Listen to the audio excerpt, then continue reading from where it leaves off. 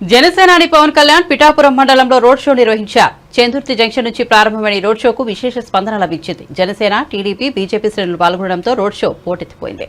కుమారపురం వద్ద Pawan road show మొదలైంది. ఈ రోడ్ షోలో పవన్ తో పాటు పిఠాపురం టీడీపీ ఇన్ఛార్జ్ ఎస్వీఎస్ఎల్ వర్మ కూడా పాల్గొన్నారు. రోడ్ షోలో పవన్ మాట్లాడుతూ నాడు చంద్రబాబు జైల్లో ఉన్నప్పుడు టీడీపీ శ్రేణుల వేదన తనకు అర్థమైందని అన్నారు. టీడీపీ నేతలు, కార్యకర్తలు వారి బాధను నేరుగా తనతో పంచుకోకపోయినా వారి మనసులో బాధను అర్థం చేసుకుని నేరుగా రాజమండ్రి జైలు వద్దకు వెళ్లి చంద్రబాబుకు మద్దతు తెలిపారని వివరించారు. అందరూ భయపడుతున్న రోజుల్లో తాను వెళ్లి చంద్రబాబును కలిశారని గుర్తు చేశారు.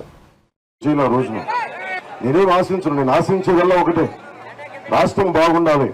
రాష్ట్ర విభజన జరిగిన తర్వాత మన ఉపాధి అవకాశాలు కానీ మన నిధులు మనకి కొరత ఉంది.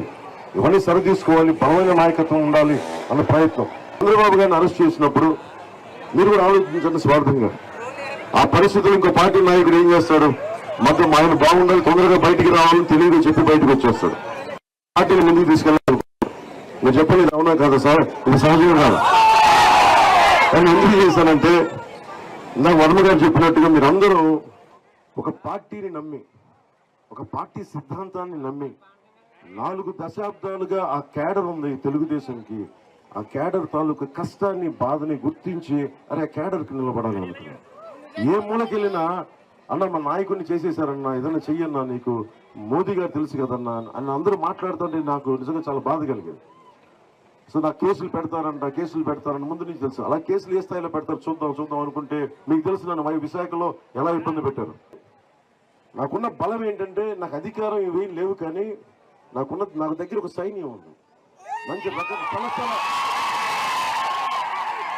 కొట్లాడే, న్యాయం కోసం కొట్లాడే సైన్యం ఉంది. మహిళలు, వీర మహిళలు ఉన్నారు.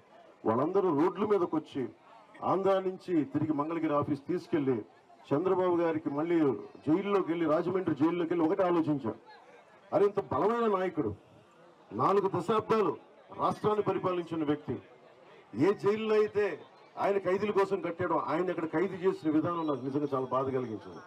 చంద్రబాబు గారికి ఎన్ని కష్టాలు వచ్చినా అలా కామ్గా ఉంటాడు, మొక్కలు చెక్కు వేసి ఆయనకి బాధ ఉందా, ఏముందా ఏమి అర్థం కాదు. ఇది రాజకీయం, దెబ్బలు తింటాం, ముందుకెళ్తాం. అందుకు అనిపించింది ఎందుకు తెలుగుదేశం పార్టీ 4 దశాబ్దాలుగా చెక్కు చెదరకుండా ఎందుకు ఉంది అంటే, క్యాడర్ ఎందుకు నమ్ముకుంది అంటే అలాంటి నాయకుడు ఉండటం వల్ల.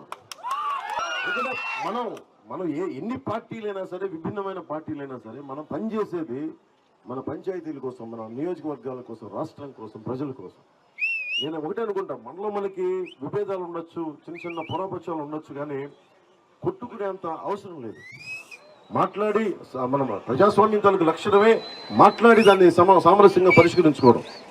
ఈ పరిస్థితులు నాకు ఒకటే అనిపించింది, చంద్రబాబు గారు జైల్లో ఉన్నప్పుడు ఇంక దుష్ట పరిపాలనకి చరమాంకం పలకాలి. నేను ఒక మాట మాట్లాడితే నా మీద కూడా అపవాదులు వేస్తారు. నువ్వు కూర్చోబెట్టి జైల్లో ఉన్నానికి నువ్వు కూడా మొత్తాసు పలికావు, నువ్వు నా మీద కూడా ఆరోపణలు వేస్తారని అన్ని తెగించి నేను ఒకటే అనుకున్నా, రాష్ట్రం బాగుండాలంటే తెలుగుదేశం, జనసేన కలవాలి. పొత్తు చెప్పాలా వద్దా, అసలు వెళ్ళాలా వద్దా, వెళ్తే ఏమవుతుంది, చెప్పకపోతే ఏమవుతుంది, చెప్తే నా జనసేన పార్టీలో ఉండే నాయకులు ఏమంటారు, మద్దతుదారులు ఏమంటారు, అరే మనకు అవకాశం ఉంది కదా, నువ్వు అనవసరంగా కూర్చొని పొత్తు పెట్టుకొని నువ్వు ఇలా చేసేవేంటని అంటారా?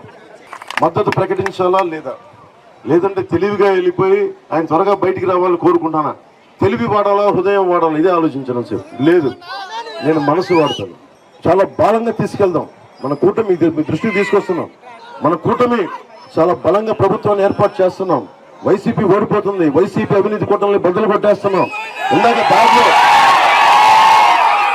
దారిలో మన యువత ఆ ఫ్యాన్ ని బైక్ కట్టుకొని ఈడ్చుకొని వస్తా ఉన్నారు.